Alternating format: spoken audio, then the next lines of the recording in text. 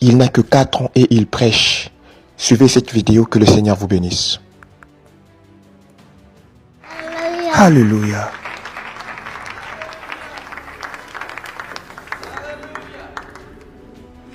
Oui, Seigneur. Je vais prêcher sur le Dieu unique. Je vais prêcher sur le Dieu unique. L'Église est comme un homme.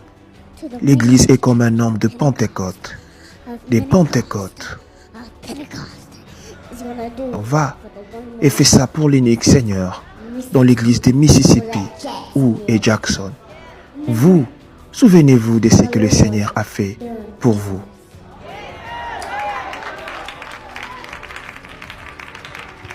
Vous avez besoin du Saint-Esprit. Vous avez besoin d'être rempli du Saint-Esprit. Cela signifie parler en langue. Le Seigneur veut cet argent que tu lui donnes. Et le réveil sera chaud et brillant. Oui, le Seigneur a le parole pour toi. Le Seigneur a parlé dans cette église des Grenades. Le Seigneur est ici ce soir. Et son nom, c'est Jésus. Il y a un seul Dieu unique. Dieu te logera dans ses bras. Il essuiera tes larmes. Oui, louez Dieu. Oui, le Seigneur le fera. Ce qui signifie que Dieu le fera pour toi. Jésus aura à le faire. Dieu est en train de le faire. Et donc Jésus. Waouh! J'aime prêcher ici ce soir. Le Seigneur de la victoire.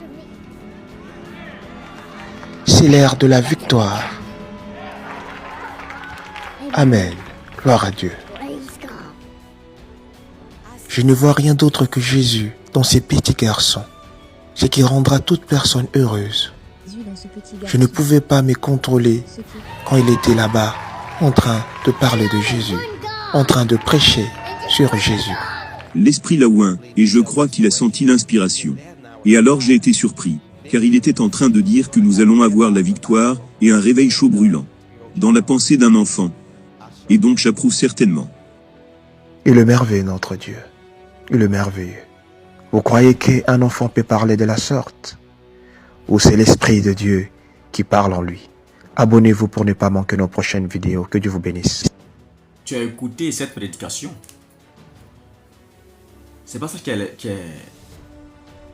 la plus importante.